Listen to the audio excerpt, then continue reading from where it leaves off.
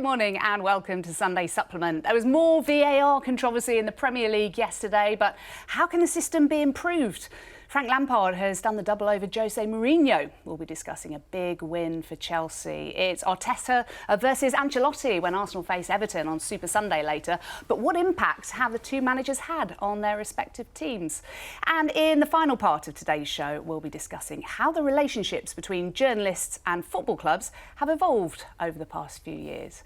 Now, joining us to discuss all these topics and a few more besides are Jeremy Cross, the chief sports writer at the Daily Star, Darren Lewis, football writer at The Mirror, and Jonathan Northcroft, football correspondent at the Sunday Times. Don't forget to tweet the show at Sunday Sup, and the best will appear on screen over the next 90 minutes or so.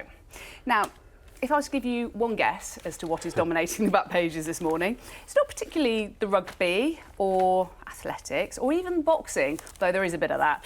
It is VAR, my lord, VAR, and there is quite a lot of it. All the puns in there, all the headline writers devastated that Jamie Vardy wasn't involved because that would have really topped it off. But the Sun has a bridge to VAR, the Lo Celso leg breaker, as Frank Lampard described it. The fact that it wasn't a red card, it wasn't even a yellow card, for goodness sake. Wow. We'll be talking about that. The Sunday Times, which is Johnny Northcroft's paper, kind of making the point there that quite possibly, maybe, it should have been a red card, something that PGMOL did admit later on during the game, so some human error in there. Bournemouth get top billing in terms of the VAR controversy in The Observer, and a bit of football breaks out on the top there with Olivier Giroud scoring for Chelsea in their win over Tottenham. Sour cherries with Bournemouth and VAR, although PGMOL say they were the correct decisions in that particular game, something we'll be discussing. Leicester City winning away, Man City winning away at Leicester. And in the Mail on Sunday, Fury at VAR farce. They've got a big red stamp on there, VAR the joy killer of football. Johnny's nodding away. Lampard not happy. Issue there with James Sharp and Andrew Warshaw talking about football in the dock over concussion sub-delay, because there was an issue in the Leicester-Man City game with Ian Acho being punched by the goalkeeper, and what should happen with that. And Ollie Holt's column, always worth a read at the best of times, particularly today, if you agree. Am I allowed to say I agree with him? I do, Ollie. Completely agree with your VAR is not perfect by any means, but it still makes more sense than Arsene Wenger and his crazy idea, which was that any part of the attacking player being offside means that he's offside. Yeah. There you go. Told you it wasn't straightforward. Don't think they're going to do that. Now, let's start by talking about this because, Johnny, it dominated football yesterday, and we've still got another 3 fixtures today and another one tomorrow before PGMOL get past the whole weekend. What did you make of it all? Well, I was at the Leicester-Manchester City game, and I've always tried to, be a journalist that doesn't write about refereeing. My brother's a referee in Scotland. I've always thought, let's just try and focus on the match. It's becoming impossible. And yesterday, you couldn't ignore VAR. There was a really good game of football between Leicester and Man City. City were on more or less their best form, great possession play. Leicester were really dangerous in moments. It'd been lovely to write about that. But, there were 3 really contentious decisions involving the same VAR that we'd had, who made a very contentious decision in the Spurs-Chelsea game. It started when James Maddison had a free kick. Kevin De Bruyne basically put his hand in front of his face and batted it away. No penalty. 20 minutes later in the second half, Gundogan takes a shot. Dennis Pratt puts his hands up. It was a penalty. Now, that was correctly a penalty. Why the De Bruyne one wasn't a penalty, nobody knows. Well, can I just step in there? Because I spent most of my evening on the train coming back from the Forest game to PGMOL. And in the view of the VAR, Kevin De Bruyne's arms were tucked in and in an expected position for the action of jumping and protecting his face, which he's allowed to do. And it says it looked like it might have hit his side first. I'm not entirely sure it did on that front. But was it a natural position, or did he slightly push his arms out? Well, it's a natural position if you want to put your hand in front of your face when the ball's coming towards it. But that I think it's always been a penalty since football began. And that explanation from the PGMOL, there's been a sense ever since implementation of VAR began, I think that they've just been making things up on the hoof. I think that's one of the biggest problems, that we haven't had a consistent vision of how it's going to be applied for specific decisions. It's always felt made up on the hoof. Yesterday really felt like that, when you had those two decisions which looked very similar, different reasons. Well, the Pratt one, his arms were further away from his body, weren't they? Yeah, the Pratt one, he was turning his back on the ball and he had his arm out. But is that any less of a natural thing to do than putting your arm up in front of your face? I mean, it's marginal, it's subjective. I think one of the points is that we started with VAR because we thought that it might eliminate some of the inconsistencies in refereeing. And as Pep Guardiola said yesterday, VAR is a machine, but the machine is run by human beings. And I think where we are is that we've seen that it hasn't eliminated any of the inconsistencies because human beings are at the heart of it. So, and I thought maybe that's always going to be the way. So I would question, if we're no further forward, then is there any point to having it? I never really thought I'd be sitting here saying that. I wanted VAR when it came in. I like the idea of progress. I think you've got to move with the times. I like, if the World Game's got it, I think the English game should have it, all that kind of stuff. But yesterday was the first day I thought, you know what, if we're still going to get to the point where it's about human error, it's about inconsistency that's always going to happen when a human being applies the rules, going through all the things that we've got to go through to get VAR may not be worth it. It is only the first season, though, Darren, that they've had it every week in the Premier League. So these officials who've learnt their trade one way are now doing things differently, and we're only in, February, in their first full season. Do we not need to give them a little bit more time for it to bed in, and for the directives that come from PGMOL and ultimately from IFAB, for them to really seep in and become common practice well, I think it's good that you've got the response day. from PGMOL, and I think it's quite important that we don't use this for referee bashing, because obviously they do have, as has always been said, a very difficult job. But there is a clear case, as you say, John. It would appear that they're just making up as they go along, because within the space of 90 minutes, their position on the Lo Celso challenge had gone from he had nowhere to put his foot to, yes, we got it wrong. It was a potential leg breaker, and he should have been sent off for it. There were lots of questions. That's more the explanation of the VAR, that was, they're explaining their thinking. They're not saying he was right in saying that. They're explaining what the VAR's view was. But somehow, Jacqui, this has been spun to make it look as though the PGMOL deserve credit for putting their hands up instead of the PGMOL or the referees. And, Kevin Friend, when you look at the frame of the incident, Kevin Friend is staring straight at the incident. Why has he, in his role as the fourth official, not said something? Why has he not been more vocal? And why have we got a guy who is far more inexperienced as the VAR advising a guy who's got over 200 matches? And why, having made that mistake, is David Coote then VAR for the Leicester City-Manchester City game? The comms around the Lo Celso thing was another area where it just looks like it's been made up, because until yesterday I don't think we've had a situation where the Stockley Park has commented almost straight away on an incident. That seemed a very new thing. Brendan Rodgers brought it up, saying that he found it staggering that he was driving into the game and the VAR who was about to do the Leicester game was already the subject of an apology from Stockley Park before the Leicester game happened.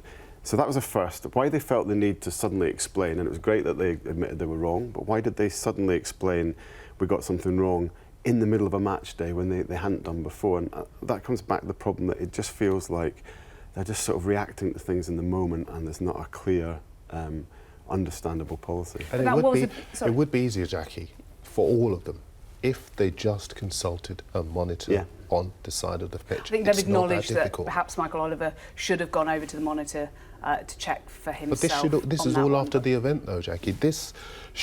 He's done it before.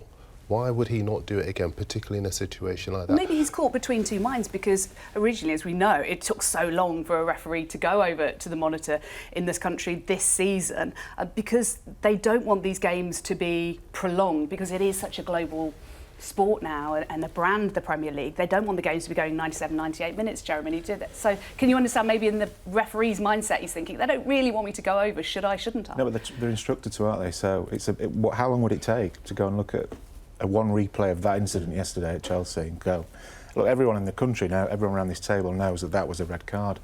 So, and Oliver's, I think he's a decent referee, to be fair, but he's got in a right pickle yesterday.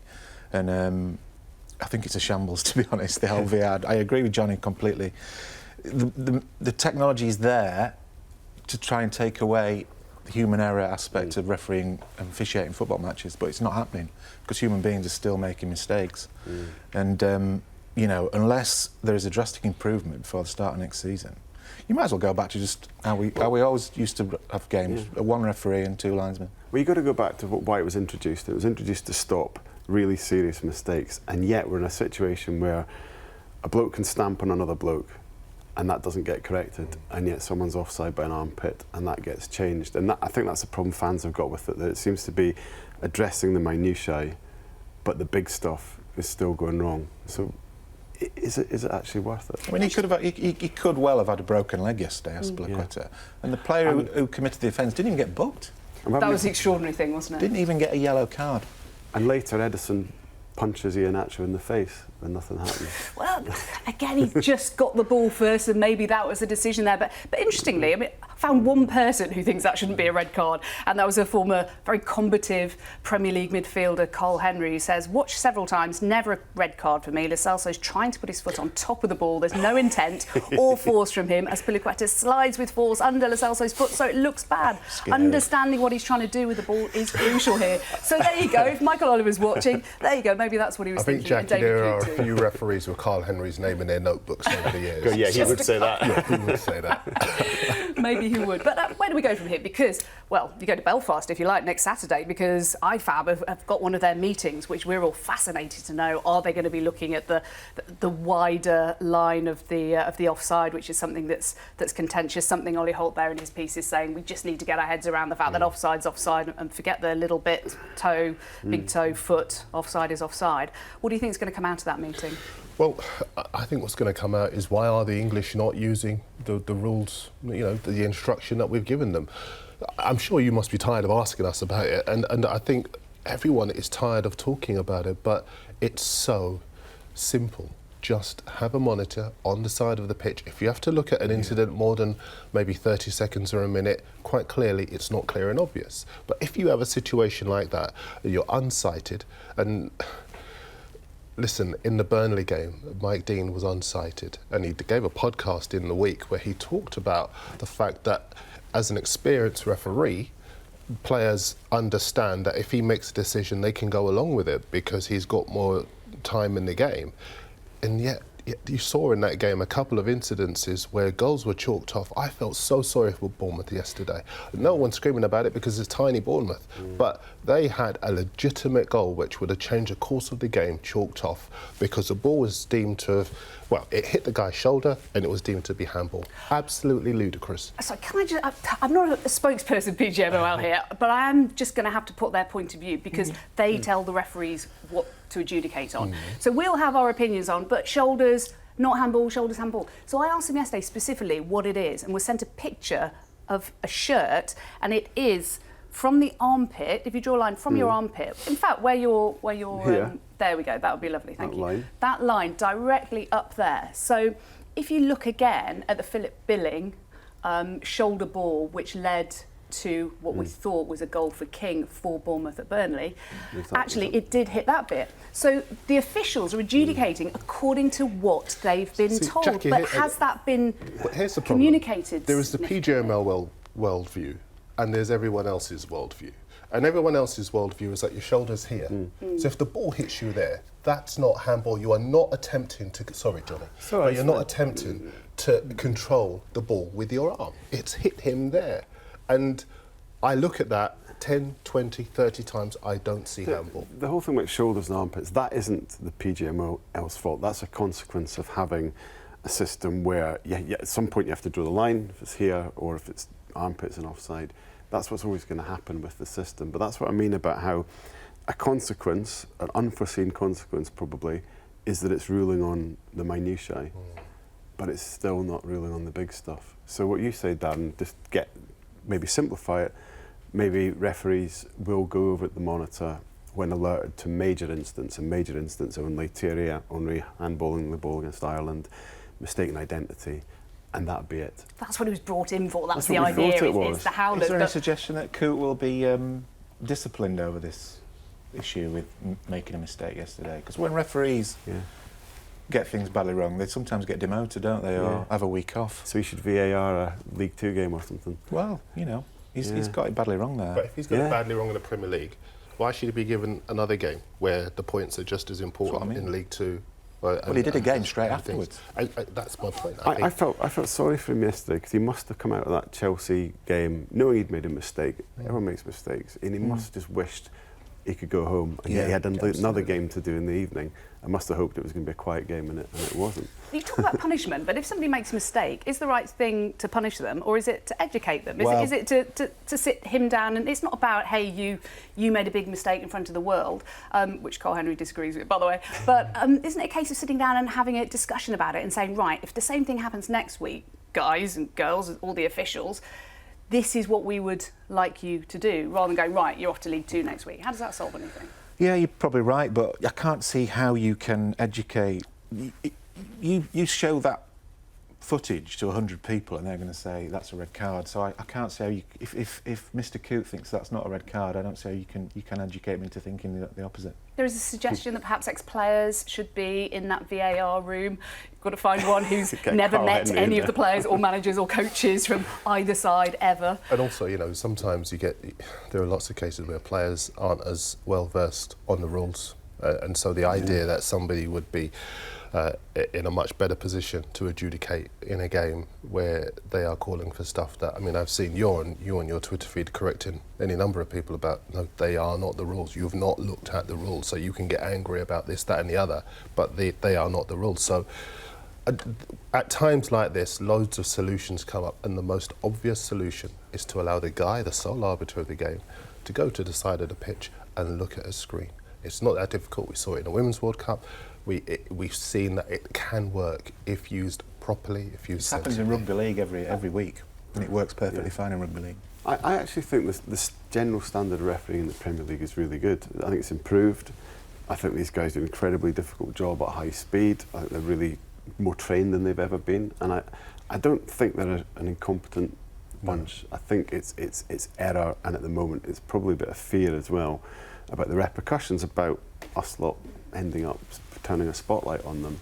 Because I can't think of any other explanation why Coote would see that and be scared to intervene. Well, perhaps you touched on the fact that it's a slightly more junior referee than Michael Oliver, who's one of our very, very best in the game. But again, it's their first season. But in terms of the Bournemouth one, PGMOL say it's the right decision. And I remember speaking to somebody senior there at the start of the season before all this happened, and he said the one issue is going to be when there's an incident at one end, the other team go up the other end and score, and it has to be called back for that other incident. He could see that coming because that's the downside of this system. So either you've got the system and that sort of thing can happen. Imagine if that had been the last game of the season. Well, it doesn't mean it was wrong, though. And it just means to it's stay a up. gut-wrencher for Bournemouth, doesn't it? It's horrendous for Bournemouth. But yeah, just to repeat that they say the offside, the handball in the laws of the game, it's just the arm.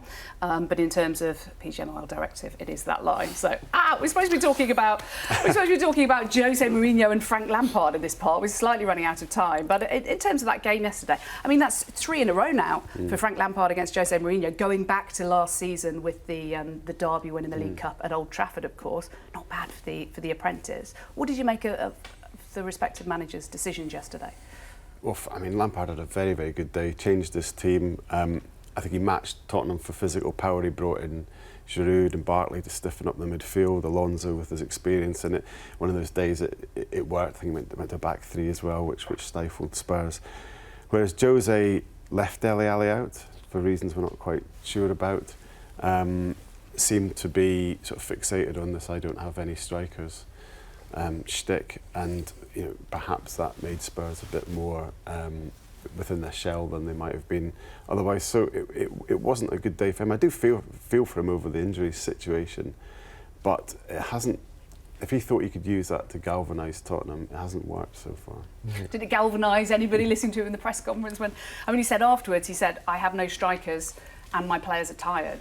Well, then it's classic Mourinho, isn't it? The negative narrative that starts to come out when things aren't going his way. I mean, I've been a fan of Mourinho down the years, but I think he's starting to look like... I mean, he's been beaten twice this week by young managers, young, bright managers, and he looks like someone to me who is being left behind by time in a lot of ways. I mean, he's still got Moura, he's still got Dele Alli, he's still got Lamela. It's not like he hasn't got any forwards, and he chose to leave Ali out, who was probably his most creative player in that final third. So I don't really know what's going on there. But I'll speak up for Mourinho on the basis that Tottenham's defending this season's been abysmal. And I think he was very safety first because he knows that they've conceded 2 or more goals on at least 10 occasions this season. And that's the most since the 2009-10 season. I know there's been a piece by, I think it was Jamie Redknapp who did a piece about Troy Parrott and saying, look, you do have a striker there. And I think other people have made the point about Rooney making his debut when he was 16. I think Fabregas made his debut when he was 16, Rashford against Midtjylland when he was 18. And Troy Parrott has played for the Republic of Ireland against New Zealand in November, full international. So why not give him the opportunity? Even if it's, OK, you're not going to start him in games because he's quite clearly not ready, as Mourinho has said. But maybe you could play him at sort of last 15 minutes, last 10 minutes. You look at the way that United have, and they've done a lot wrong, but they've done very, very well with Mason Greenwood, Ole Gunnar Solskjaer's handling of him to get him to where he is now. And so it's going to be a fascinating situation as to see whether or not Mourinho does eventually say, OK, I will put you into the frame. I will see what you can do. He gave him some minutes, of course, in December in the 5-0 win over Burnley.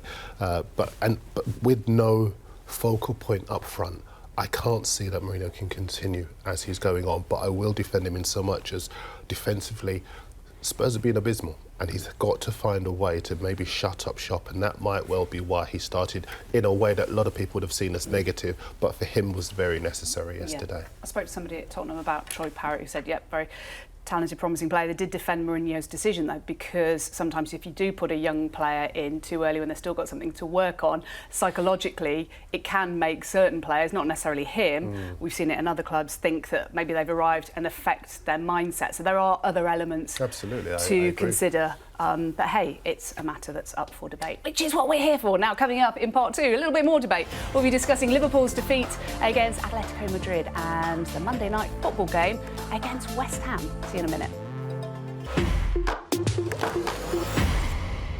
Welcome back to Sunday Supplement. Now, Brendan Rodgers has been the Leicester City manager for a year. In the next few days, will mark his anniversary. What an impact that man has had. Criticised, wasn't he, for leaving Celtic mid-season.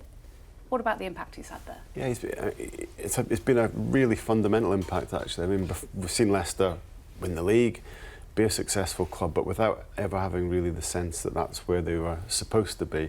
And I think the biggest thing Brendan's done is he's changed the mindset. He's not short of confidence, as we know, and he's sort of instilled that confidence within Leicester. He's made people there think they're a big club, that they should be at the top of the league, and he's left them aiming for more. So yesterday, failing to beat Manchester City was seen as they're frustrated. Their ambition is really high under him. I think fundamentally he's got Jamie Vardy playing at his best. He's developed further some of the young players, created some really exciting football there, and he's taken Leicester to a certain level. They've still got a bit to go, as yesterday showed.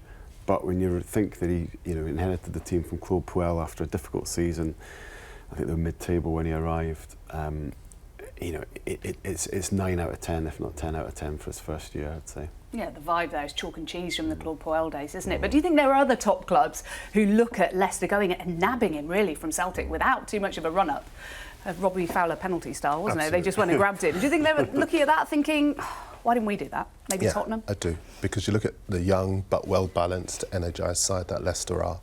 The biggest thing you could say about them, I know you don't have a lot of time, so I'll keep it brief, but I think as far as the likes of Maddison are concerned, for example, and Chilwell, you think to yourselves, do I need to leave for a so-called bigger club? Or could I stay and play Champions League football here? Because that's what Brendan Rodgers has turned Leicester into, a Champions League club, a top 4 club, and I think they're good value for their position in the table. And I think that with the funds that they have, and a lot of people don't actually realise how much funds they have at their disposal to be able to. Well, initially they repelled City. Okay, Mahrez forced his way out of the club to go to City, who at the time were very much in the ascendancy. But I think as far as Leicester are concerned, given what Rodgers has done, given where he could take them, given the financial strength of the club as well, I think for Maddison he could do very well to stay there. Do you think both Rodgers and Maddison will stay there long term, Jeremy?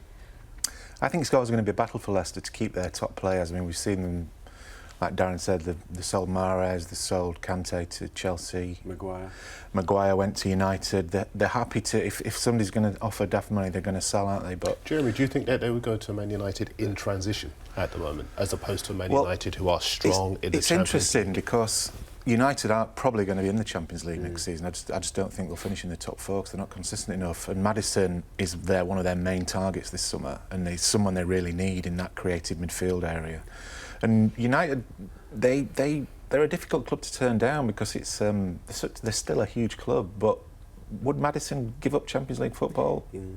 You'll find out this summer where Maddison's ambition is and where United's law still remains for the players. Maguire was different. He was different to Mahrez and Kante leaving in the past because that was. It took Leicester to accept a world record bid for a defender, but also have a player there ready to take his place. Yeah. That was them selling on their own terms, I think. And from now on, from what the club are sort of indicating, that will be the template. They will only sell. So if they sell Maddison, they would only sell for a big fee with somebody ready to come in. It's good management, that, isn't it? Imagine if all clubs behaved like that. Sensible, isn't it? The better Rodgers does, just going back to Rodgers, the better he does, the more in demand he's going to be. I mean, United could be looking for a new manager in the summer. So, you know, I mean, they could have gone for Rodgers before Solskjaer, really, couldn't they? So he'll always be in demand. So you don't think Solskjaer will be there after the summer? No. Oh, well, that's another story for another day. I think as far as Leicester are concerned, I think what they've got to do is stay in the top four, keep their best players, add quality. And I think they've got every chance of doing all three of those things. A, because of the consistency of the side. OK, they lost yesterday to still a very good City side. We all know everyone thinks they've fallen apart, but they've still got quality. And also, as far as Rodgers is concerned, you look through the side and he still does have the quality, the youth, the energy and the consistency to be able to finish in the top four. They've built up a decent points cushion. And I think next season they could play Champions League football and add a lot of quality. I think they could, you know, he has gone there because he has seen the potential of the club. And in his time, you say it's a year that he's been there, he's realised that potential. And now the next stage is to get into Europe, the Champions League with them, and to see where he can take that. If Guardiola left City though in the summer, do you think they'd go for Rodgers? I think if Guardiola left City, they would look at him, but I think Pochettino might Rodgers be a better would be able shout. to turn down City? Do you think he'd go? I think anybody would find it hard to turn down City, to be fair. So Guardiola has said he's staying. I mean, this time last week we had a very long debate about the legalities of the ban and the fallout. Since then, Guardiola has said that he's staying. Are you suggesting you think he might still be tempted, despite his defiance and the club's adamance that he will be there? Well, it's the easiest thing for him to say is I'm staying, just because it doesn't upset the apple cart. They're still in the Champions League. They've got a massive game against Real Madrid this week coming up. If he said he was leaving, you imagine the turmoil that would cause. So what's interesting is he's not signed a new contract yet. So if he does intend to stay, what are they waiting for? You know, the City owners have always dreaded the time when it comes that Guardiola decides to go, because where do they go from there? So I would think they would be desperate to sign him up to a new deal, even if it's just for 2 more years. But I just cannot see, for the life in me, him hanging around at City for 2 years without being able to compete in the Champions League. Don't forget they are putting that appeal in. They're adamant that they will prevail in their words, so that they feel they won't be any kind of ban. Yeah, I'd be absolutely staggered if that ban gets wiped out. I think the best they can hope for is it gets halved, which would give them a chance of keeping him. But I'd be surprised if he hangs around at City for longer than 1 more season. I mean, regardless of the ban and otherwise, I mean, there will be a successor to Pep Guardiola at some stage, and presumably they have succession planning well in place for that time. What sort of manager do you think they would go for? I think they'll go for someone who's young, vibrant, somebody like a Pochettino who could go in there and build on the work that Guardiola has already done. Defensively, they've been very, very poor this season. And I think that's going to be the place for them to start. I saw a piece by Ian Herbert this week where he was talking about this is a real chance for, in the worst case scenario, for a new City to be built. They've got good young players here. They've got fantastic infrastructure. Lionel Messi in the week was saying City are, I don't know if I can use the word at this time of the morning, but he was saying that they could be in a lot of trouble if the ban is ratified, because he believes top players will leave because they should be playing in the Champions League and they will want to be playing in the Champions League. But for all of that, they've got some very, very talented youngsters here. They've got some very, very talented staff. Yes, they've made some big signings, as Ian says in his piece, but he talks about Rodri, who, he's been okay, but he's not been a world beater since he's arrived. João Cancelo, he's played less than 10 times, so £60 million. Has he really ripped up trees? There are opportunities for younger players maybe to take the place of players who feel they want to go elsewhere, should be playing in the Champions League, should be rubbing shoulders with the Glitterati. And if that's the case, maybe City can move on in a different way and possibly even win a few hearts and minds as well if they were successful having done that. Got some players coming to the natural end as well, like Fernandinho, Aguero, David Silva's leaving at the end of the season. They're three massive players to replace. And on top of that, if you get players like De Bruyne and Sterling looking at their options elsewhere and they wouldn't be short on options, then it's a mess actually. And I know they're going to throw a lot of money at the most expensive lawyers to try and get this ban overturned, but if it doesn't, it's going to be carnage, I think. I think they keep players for one season, but two's too much outside the Champions League. Okay, and De Bruyne's 29. He's not going to wait till he's 31, is he, to play in Champions League again? Yeah. Chief Executive Ferran Soriano saying allegations are false. We'll do everything we can to prove so. Will be fascinating to see that. But Manchester City second to Liverpool, as we all know. In the Premier League, you were at the Atletico Madrid game the other night, and that rare Liverpool defeat, bit of a collector's item, wasn't it? What did you make of the reasons behind Liverpool's defeat? Well, they just came up against probably one of the best defensive teams in Europe, if not the best. I mean, they came with a plan and stuck to it, and you can argue all day and night the merits of what it's like to watch a team play like that, and some of their tactics were pretty dubious to say the least. It was a masterful display of dark art football basically, and Simeone was worth the admission fee alone just to watch him I spent 5 minutes just watching him actually, and he absolutely never stops. He is mad. But they scored early and then basically defended for 86 minutes plus stoppage time, so 90 minutes. And you could just see Klopp getting more and more frustrated. Yes, with their tactics, but also Liverpool, they didn't have a shot on target, which just shows you, A, how poor Liverpool were, and how good and organised Atletico were. I mean, I still think they'll get through in 2 weeks' time, but... They just make it more interesting. It was admirable, actually. It was, look, we all like to see goals flying in and great attacking players do their stuff, but there's a real art to defending, and they put on a show. And what was Klopp like afterwards in the press conference? Because what we saw, he was absolutely fuming in terms of we will put it right in the next game, which doesn't bode too well for poor old West Ham. Yeah, I have to say, they were disappointing, Liverpool. Salah was poor. He didn't create much. He got taken off after about an hour. Mane didn't really do much. So, I mean, look, they're a different beast at Anfield, as we saw last season with the Barcelona comeback and all that. And down the years, they've been magnificent. And Atletico will have to go up another level, I think, to get through. But, you do fear for West Ham because they're probably going to get a pounding, aren't they? In the previous game, I was at Norwich when they held on until the end, and Liverpool managed to score against them, and we spoke to Jurgen afterwards in the daily huddle, and we were saying, you guys always seem to find a way no matter whoever parts of us.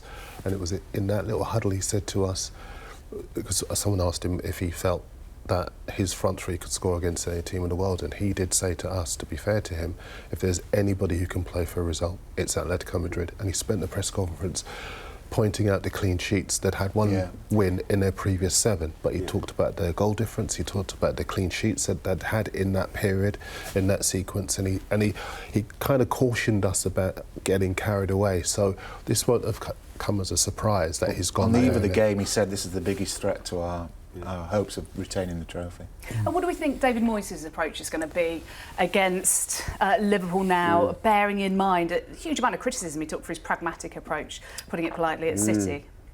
I think it'll be more of the same, actually. I mean, with the City game, he went there almost with no forwards, I think, making the calculation that if West Ham can hang in there, maybe we'll nick something, but if we don't, and we get away without getting too heavily beaten, then he's got to think of the bigger picture, which is goal difference. And you know, the run into the end of the season where I think West Ham really can pick up points. And I think that the Liverpool game will be fairly similar. I wouldn't expect you know, an open approach, an attacking lineup. I think again it will be an attempt to sort of hang in there, maybe cling on, maybe get 1-0 if things are very fortunate, but more realistically, just try and get out of there without being badly beaten. And you can quibble that approach, but I think Moyes he's kept West Ham up before. He's very experienced in the Premier League and is taking a sort of almost a mature view, I think, of a strategic view of where they are. The fans, of course, West Ham fans always want to see attacking football. They might not like nights like the City game and what they might see against Liverpool, but if he keeps them up, they will be happy. Yeah, so he'll be thinking sort of keep the score down at least, maybe hope for 1-0 something, and then Southampton, Arsenal, Wolves, Tottenham and Chelsea. Small matters to follow. Manchester City away, Liverpool. Good luck, David. He has to think about the goal difference. He does. Scenario Yes. as well. Yeah, I mean, you look You at them can't at the be moment. losing 5 Yeah. or 6-0 every No. week. It's like losing 2 more points. Yeah. Yeah, they're a point from safety with a game in hand on Aston Villa after that awful performance from them yesterday, which we shall discuss. And coming up in part 3, we will be comparing the impact of Arteta and Ancelotti and the impact they've had at Arsenal and Everton respectively. Join us then. Welcome back to Sunday Supplement. We have Jeremy Cross here from The Star. We have Darren Lewis from The Mirror. And we have Jonathan Northcroft on his day off. Sunday man, getting up early on your day off for us. Tireless. Very good of you. Would you have got up for the boxing though? Before kids, yeah. Exactly. Now you just want your sleep. It's another game now, isn't it, my friend? Well, in Johnny's paper, the Sunday Times, if I can get it, that is a leg breaker. So a lot of the back pages today talking about the VAR controversies yesterday, of which there were several. We didn't even mention the Sheffield United one, did we? With Lundstrom could well have been sent off, but wasn't against Brighton. Fury at VAR farce on the back of the Mail, as well as Football in the Dock over the concussion sub-delay. That still hasn't been sorted. In the Mirror, sour cherries, with Bournemouth being really unhappy about the way their game unfolded in a 3-0 defeat at Burnley, which overall they perhaps felt maybe it wasn't a 3-0 game. Next we're going to talk about Arsenal and Everton on the basis that they're playing each other today, which is a good reason to talk about them. And Johnny here has done your rather splendid column, picking out the bright young thing Bukayo Saka for Arsenal, who was given his debut by Freddie Ljungberg, wasn't he, before Arteta came in. Talk to us about him and his impact. Yeah. I mean, the more I watch Arsenal, the more I'm sort of drawn to this kid. He's been sensational since coming in. He's only 18. Schooled as a left winger. I think probably you would have heard the same, Darren. A lot of stuff coming out of Arsenal's academy about this boy is going to be very, very special. But as an attacking player, and then he arrives as a fullback and has just brought, I've kind of likened him to Trent Alexander-Arnold's impact, and I'm not saying at this stage he's another Trent yet, but I think he's got it in him, because what he's done is he's just brought an extra dimension to playing at fullback. He provided an incredible assist for Lacazette in midweek against Olympiacos. You know, fabulous run, the kind of run an attacker makes. You know, a sort of first-time pass that invited the finish that Robin van Persie said was, you know, the stuff that a great player does. But throughout his sort of stint in the team at 18, playing out of position, he's just shown a maturity, an intelligence, a sort of variety in his game that I think makes him a really exciting prospect on the left. And you know, Arteta's still talking about him perhaps moving back to the wing. But I remember there was similar chat about Alexander-Arnold when he came into the Liverpool team, and it was supposed to be, well, he'll be there for a while and then he'll go to midfield, which is where he came through the ranks.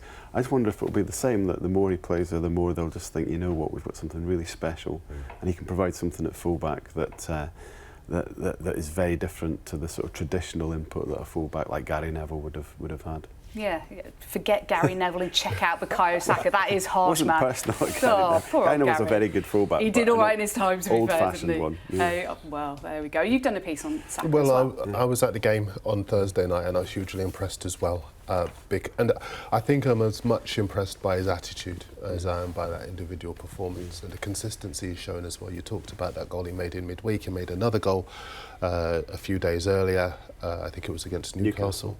And you know, put the ball through the defender's legs and then set up Nicola Pepe. And it's the composure that he has in the final third after making the opportunity for himself that's so impressive about him.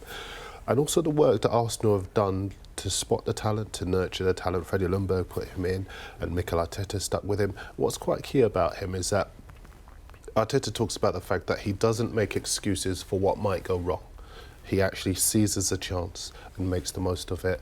And wherever you play him, he is able to give you an outstanding performance. And I think at the moment they can be really optimistic at Arsenal about what he could produce for them wherever they play him.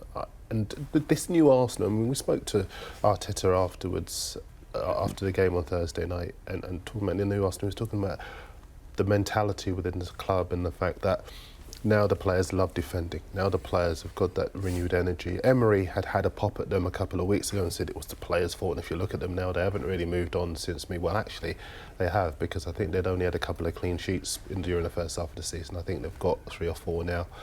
And I think it's 3 in a row, actually. And you look at that side now, and they've gone back to grinding it out and showing the kind of character. Okay, it's still early days, I know, and the early days of Emery were quite promising as well, but defensively there is more of a will within that team, the entire team. Socrates was telling us in the mix zone to defend and to preserve the advantage when they manage to hold on to it.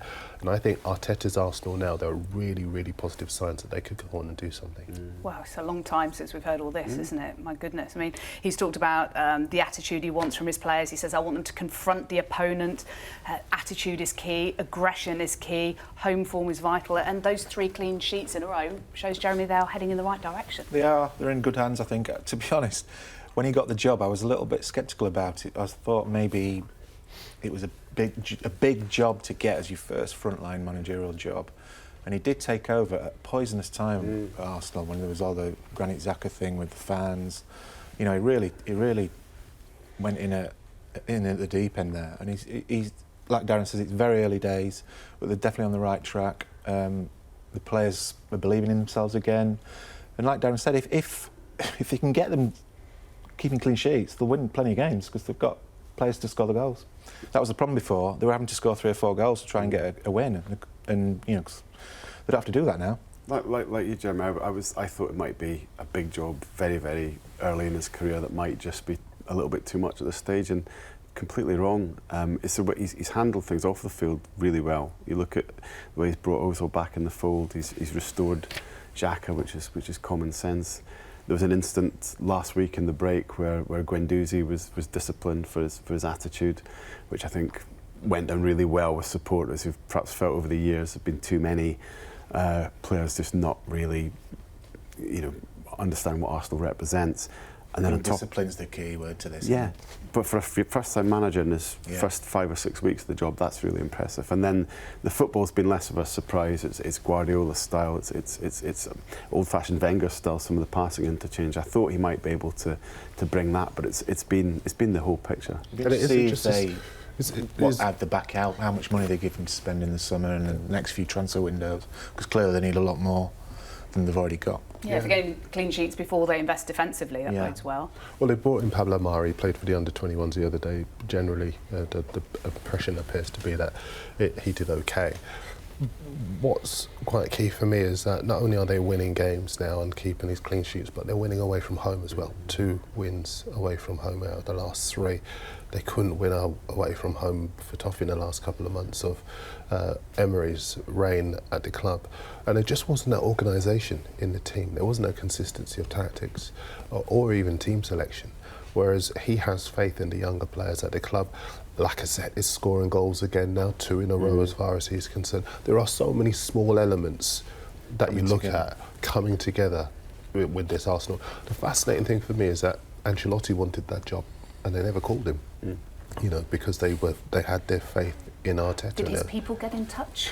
I think they were waiting for the call, and I think they expected the call because of what he'd done in the game, because of his experience. I mean, we're saying here we were surprised that Arteta got it, but Ancelotti wanted it. I think a few of the bigger players at the club, in fact, I know a few of the bigger players at the club wanted Ancelotti, but I think they're now very, very pleased with Arteta because when you speak to them in the mix zones, they're very fulsome in their praise for him and what he's done for them. And one of the key players in that regard is Mustafi, who said that, you know, I was going nowhere. Emery said I could leave, I was unhappy. But my family put it into perspective, absolutely. I'm pleased that the fans are having me again. And he's another element. When you talk about the small elements within the club that are all coming together, he is another one that suggests that Arteta's done a terrific job. Well, Arteta spent 7 years at Everton, didn't he? We would have thought possibly they could have had the opposing jobs when they sat in the stands and had a chat that day when they were both watching their new clubs in the reverse fixture. But he's done a fantastic job too, taking Everton up from 15th to 10th. Dominic Calvert-Lewin scoring goals, 6 Premier League goals in his last 8 and 11 since Marco Silva was sacked. What do you think he's actually doing there behind the scenes, Jeremy? Well, you could say the same, we could have the same conversation we just had about Arteta, really. This guy, you know, he has managed the biggest clubs in the world, some of the biggest players, and he knows what he's doing. I thought when Everton managed to get him, I thought it was an amazing coup for Everton, I had to say. I mean, they're obviously paying him a lot of money, but to attract someone of his stature to a club that, you know, has underachieved for a long time was good work. And it's paying dividends now. He's got the confidence back. Calvert-Lewin and Carlson are playing closer together. They're forming a good partnership. They're harder to beat. Although the record against the top 6 clubs is horrendous. So that's something he needs to address. I think he mentioned the mentality of the big games. They seem to sort of be a bit flaky. So that's something he needs to address. But they will succeed under him. Apart from a very bad day against Liverpool in the FA Cup, which was... And the Newcastle. Yeah. But I think he's brought clarity to Everton. He's also brought that sort of old-fashioned Everton kind of defiance that had been lacking under Silva. They've grown soft under Silva, and they've got the ability now to hang in and win tough games. It's been really impressive. OK, it could be a cracker later. Thank you for now. In part 4, we'll be focusing on Aston Villa. And we'll also be discussing the Championship promotion race, which is shaping up very nicely. Thank you. See you in a second.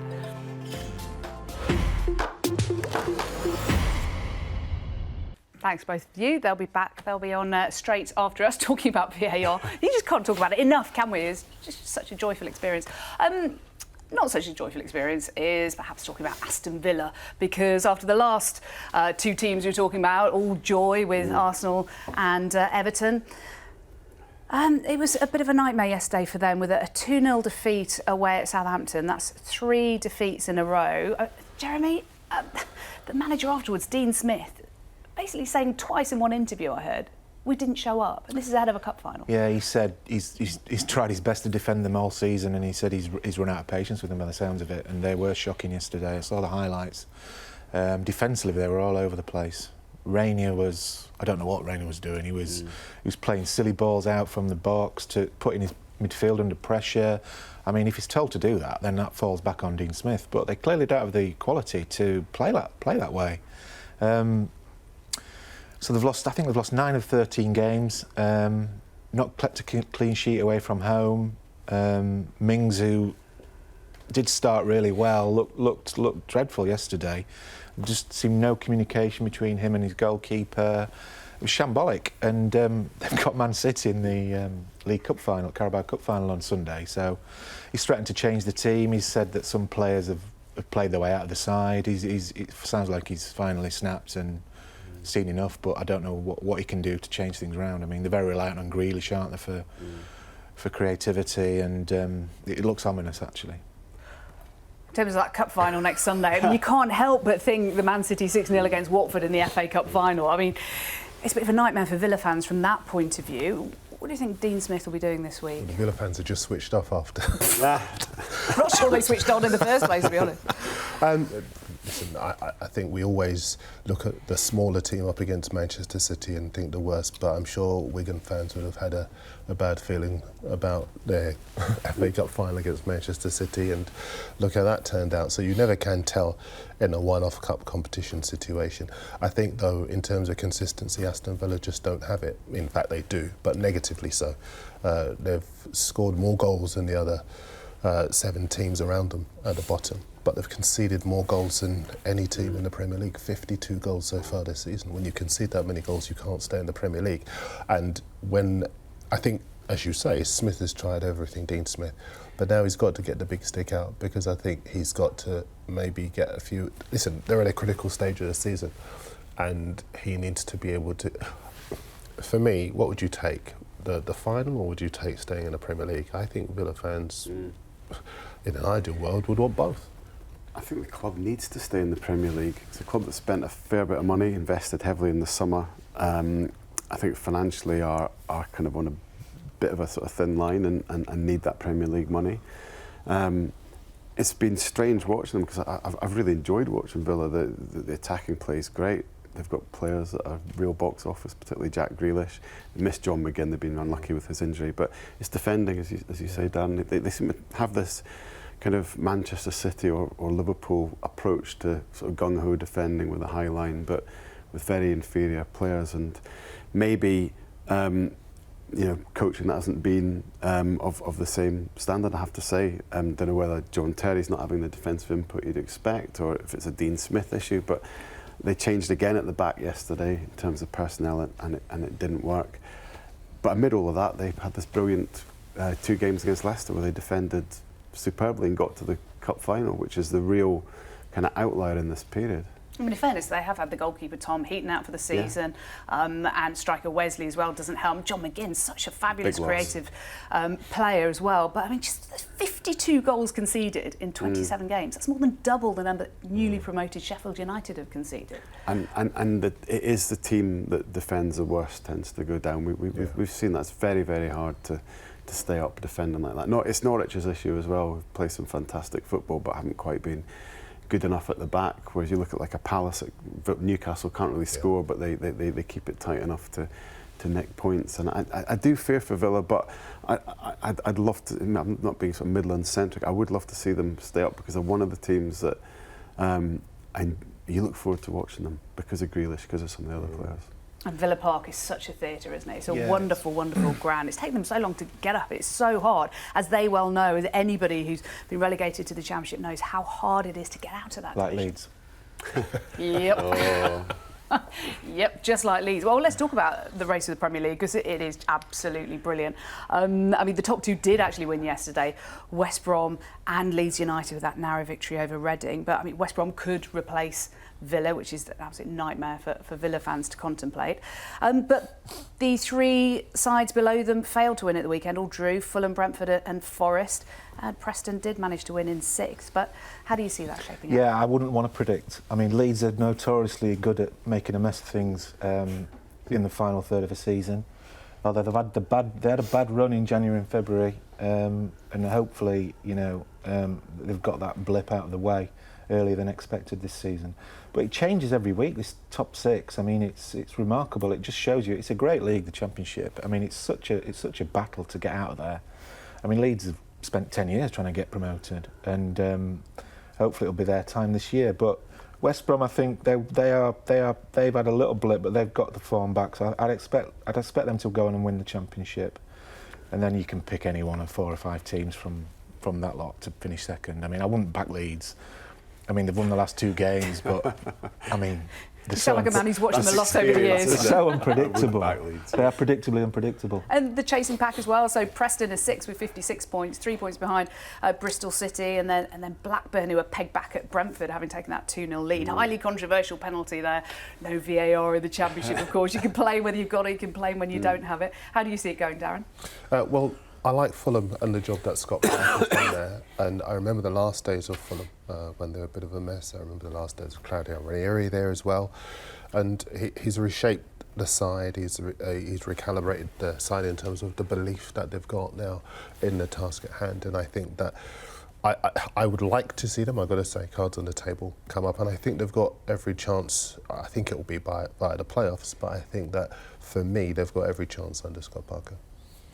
Brentford play superb football. I wouldn't mind seeing them in the Premier League as well. Offer something different with their model, but I just wonder if it'll be one of those years where it's, you know, a team sneaking into the playoff spots and just riding some momentum to get there. And I look at Preston with Alex Neil having done it before. They're probably the least fancied of the lot of them. Just something tells me that they might be a real danger if they do get into those playoffs and maybe upset a Fulham or The thing is, there's no pressure on clubs like Preston, is there really? But all the pressure's on Leeds, really. I mean, they had a great chance to get promoted last year. They blew it. Bielsa stayed to have another crack. He's there. They're right there again.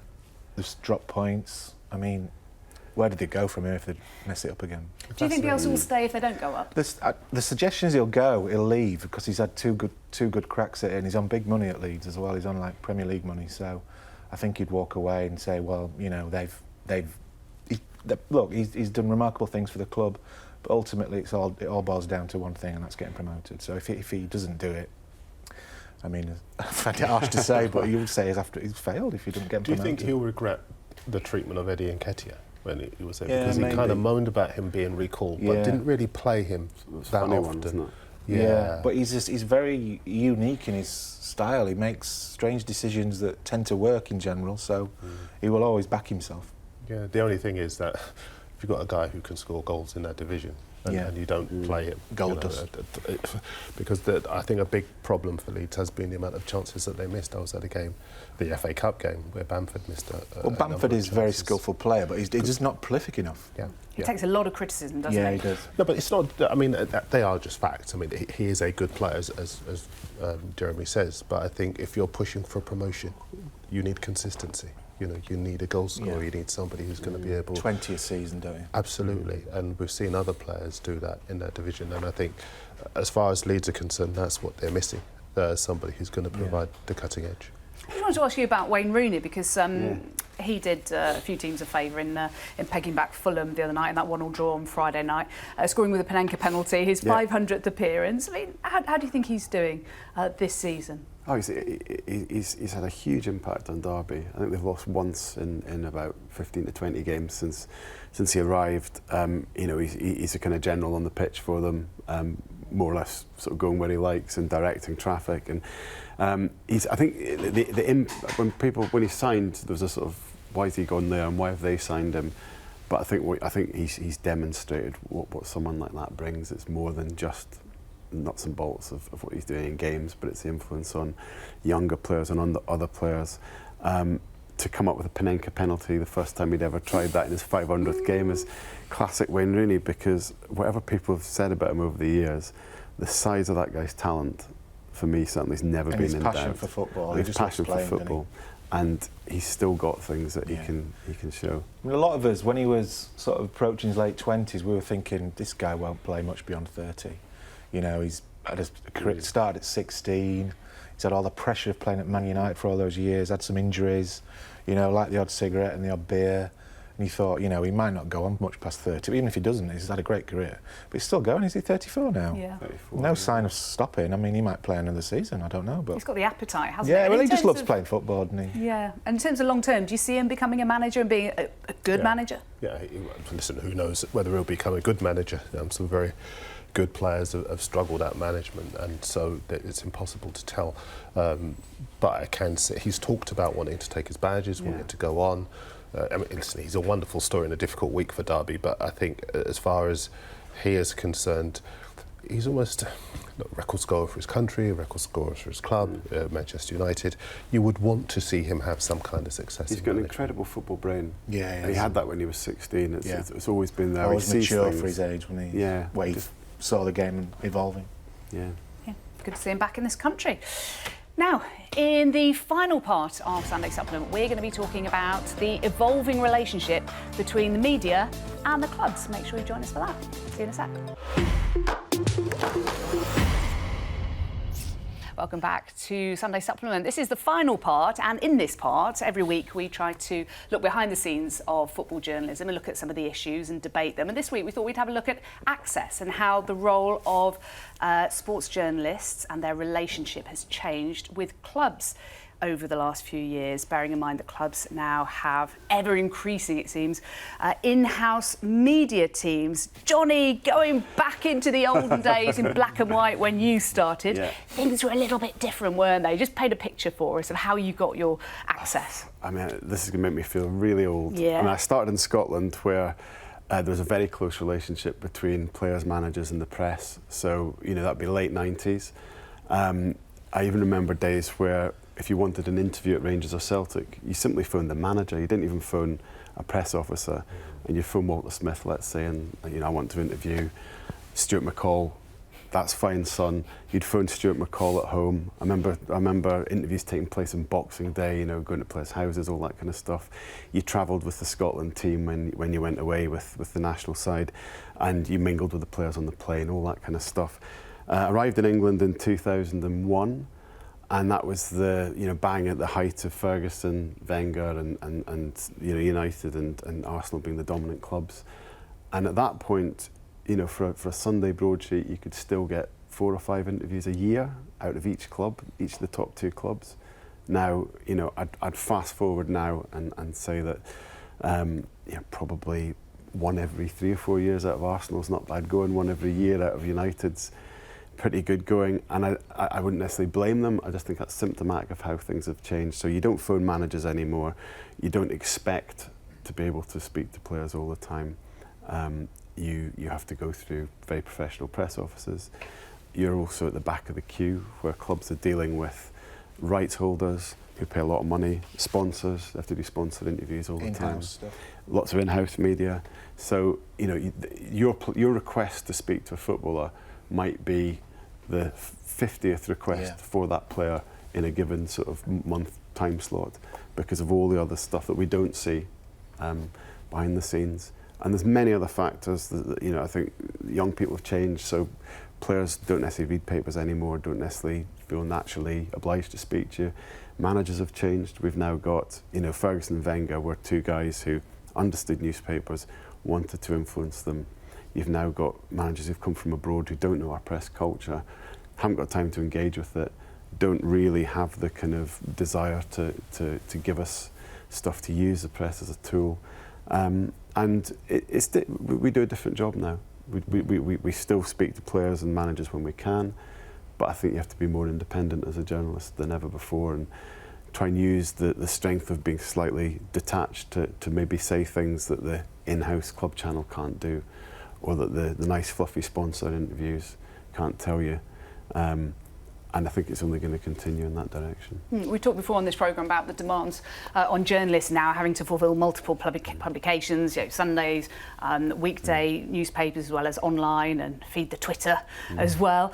But for clubs as well, and their media executives, they've got a lot more responsibility as well than previously. Bearing in mind the number of camera crews from abroad, everybody wants a piece of the Premier League pie. Yeah, we've been talking about this before the show as well, and we agreed that it must be difficult for clubs like Manchester United and Liverpool, who have so many demands from so many TV companies and whatnot around the world. But I was just recalling when I was with Liverpool at the Asia Trophy a couple of years ago, and Matt McCann, their press officer there, he fielded something like 60 requests for media from around the world, and he still found time to be able to provide players for us, to provide the manager for us, And they are still a club who deal with media in a very grown-up way.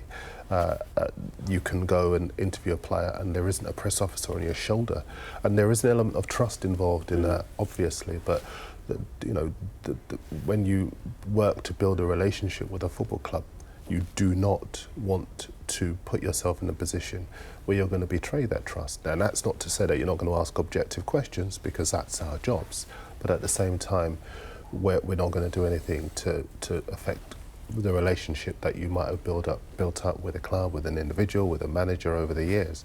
So, yeah, there are increasing demands in terms of media, but there are some clubs who can handle those demands in a very responsible way. You talked about trust and relationship there. I mean, how key is that, bearing in mind, as Johnny mentioned, that some of the managers coming in, maybe from abroad, don't know individual journalists. Shame on them for not knowing you personally by your first names and calling you out in press conferences. But is that trust absolutely essential in terms of it being in their interests as well as in your interests to trust you and talk to you? Both parties benefit from that, but as the years roll on, the less and less time you spend with managers, with players, directors, agents. So you can't get anything rolling in terms of a trust thing. So you're reliant more on, like Johnny said, thinking out of the box, coming at something from a different angle. It is difficult. I mean, since Guardiola took over at City, a lot of the Spanish press came over to England and decamped at the Etihad. And when you go to press conferences now, there's almost as many Spanish in the room as there are English, British journalists. And Guardiola does them little favours. He knows them from his time in Spain. And you have to just accept that's the way it is. He's known them longer than he's known us. So, you just think, well, what can you do about that? But that's part of the change, isn't it? Because in the older days, I mean, I remember when you used to go to press conferences at West Ham and you went into the manager's office and you found a place to sit, bean bags, chairs, whatnot, and the manager would go behind his desk and he'd ask you questions and he would address you by name, and you built relationships, and as you say, if you had an issue, you could call the manager. But it is the case that it's become so big now that it's just not feasible for that to be the case. Press officers don't necessarily set out to obstruct, but they have so many demands that they've got to deal with, that they've got to get someone on board. It's interesting, though, that you mentioned Liverpool, because amid all of that, amid the growing difficulty, Liverpool stand out, actually. They've got a very different policy to the media, which I think might come from the American owners and their experience as sports owners, knowing the power of telling your story, how that's helped the Boston Red Sox, all that kind of stuff. And Liverpool do reach out and do, Ollie Holt's done a fantastic interview today with Andy Robertson, which helps tell Andy Robertson's story and helps sort of humanise this kind of football club that's, not that it needed humanising, but do you know what I mean? Even more of a human face to this machine that's winning all the time. And I think Liverpool understand the value and demonstrate trust, and will give you access to Jurgen Klopp, and will give you access even to the hierarchy at times. And that's the kind of hope, if we're to hope access changes, that other clubs look at what they've done and how they've used it. And let's face it, Liverpool do get a good press because we know them, we understand them. When I say get a good press, I mean their side of things tends to get put across. But also it will help them because when they tell you their side of it. Well, because they'll put people up, and those people will tell you their perspective rather than that's definitely the American influence. You can see it's the American influence at Anfield Carrick. Because we've all been to America and done stuff in America. I've done a couple of Super Bowls for my newspaper, and I know that's probably the exception to the rule. But in America, they do really value the media. They think they're an important part of the cog. I mean, you go to a Super Bowl, you can go in the locker room afterwards and just stand and pick out whoever you want. In the build-up to the game, they have press conferences every single day. Whereas this next week, before the League Cup final, City will just have one press conference on the Friday. That'll be it. But that's changed as well, and how the American influence has maybe influeed the FA in a positive way, and what they did with Gareth Southgate in England and Phil Neville with England before the last World Cup as well, which we all enjoyed, and hopefully it will work well for the players and for them as well. Thank you so much to all three of you. Coming up on Sky Sports Premier League later on today, we have the small matter of Arsenal against Everton, and then Liverpool against West Ham is a Monday night football. You can follow all the goals and highlights on your mobile or tablet, and don't forget you can catch up with today's show on the podcast and on demand. Thank you for watching. We'll be back next week at 10 a.m. with John Percy of The Telegraph making his debut. See you then.